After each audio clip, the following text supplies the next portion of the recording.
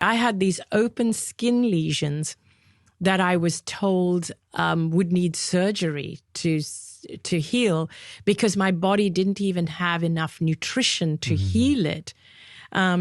But the open skin lesions started to heal themselves.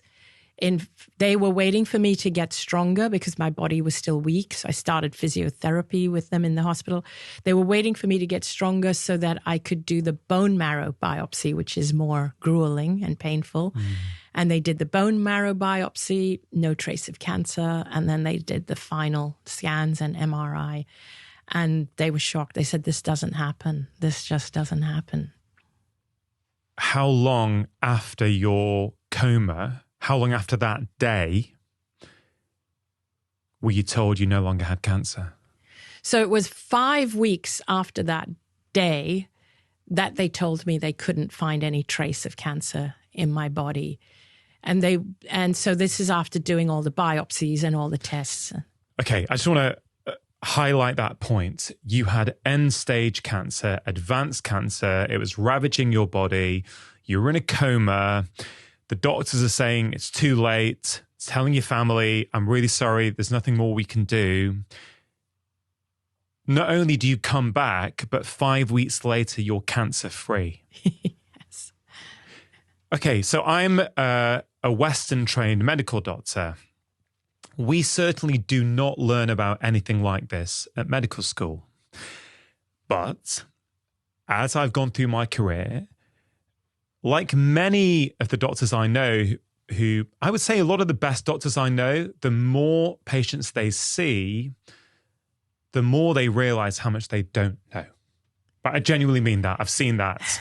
And I think a story like that, I'd love to know your experience of the medical profession around that story. But I think people tend to take one of two approaches. I think the more usual approach in medicine is almost to pretend it didn't happen. Yes. And go, I don't get it. Let's just not talk about it. I don't understand that. You know, we have these phrases in medicine, idiopathic, right? Basically, we don't know what causes it, right? Or, you know, spontaneous remission, yes, right? I'm not criticizing anyone here. I get it. It's so far removed from our training. Like, many doctors just won't know what do I do with that? How does that help me with my patients? Like Anita's experience, when I've got a patient next week who comes in with a lump and we do a biopsy and we find out it's a lymphoma, what can I use from Anita's experience to help that patient, right? So I understand that. At the same time, there are other doctors who go, wow, I wonder what's going on there. Yes. We don't know about that. What else do we not know? Right? So I kind of feel those are the sort of two approaches. And there's so many cases, maybe not identical to yours, but there's many cases of cancer.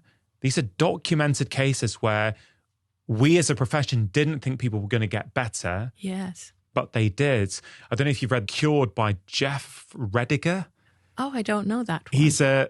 I think he was a Harvard-trained psychiatrist, but again, a senior, well-respected clinician who has documented in his book all kinds of conditions getting better that we can't explain, right? So my approach is to go, wow. And to be clear to anyone who's listening, this has been documented. There's evidence of everything you're talking about. Yes, right? It has. And of course, you mentioned Dr. Bruce Grayson at the University of Virginia. He's gone and documented all this as well. Yes.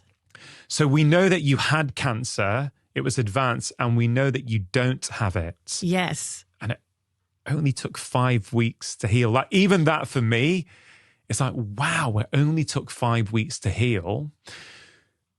Any comments on what I just said? No, you were very accurate. You articulated it very well, but perhaps, okay, let me elaborate on a couple of things. I loved what you said earlier about how doctors, they don't know what to do about it, so they almost pretend like it never happened. And I have experienced that with doctors, with my own doctor who didn't know how to explain it. And when I told him what I experienced, that I had the NDE, he completely believed me. And he said, I have had other patients who have had experiences where they felt they went somewhere else. So he said that, and in my presence, that's how he believed me. And we had a little conversation. He said, I knew there was something more, because there's no way you could have healed in that time. And so he knew what I was saying was true.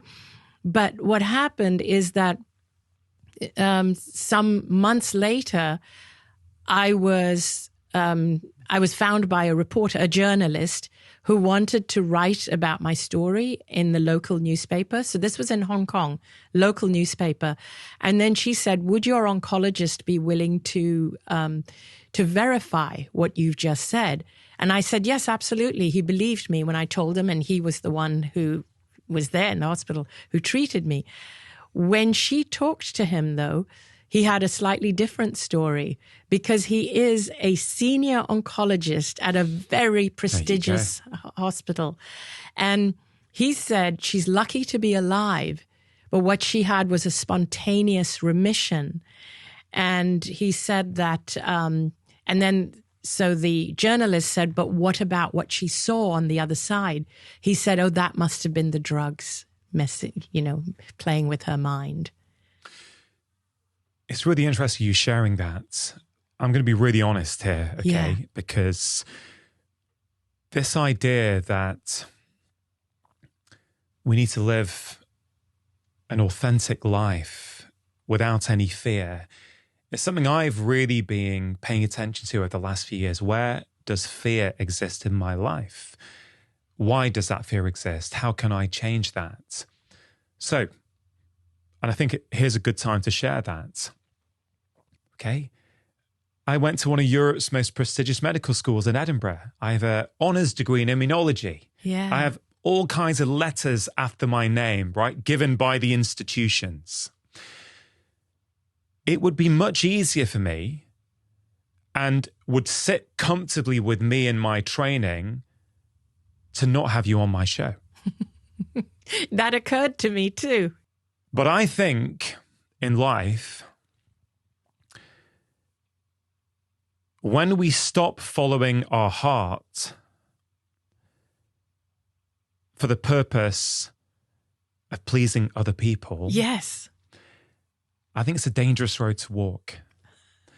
And I also have walked that road for much of my life, and I don't want to walk it anymore. Wow. Right? I don't want to walk it anymore. And so for me, I felt on some level I would be betraying myself if I didn't have you on my show, because I'm fascinated by what you have to say, right? Ultimately, what am I doing? I'm hearing your story. Yeah. I don't even need to believe your story. Yeah. Right?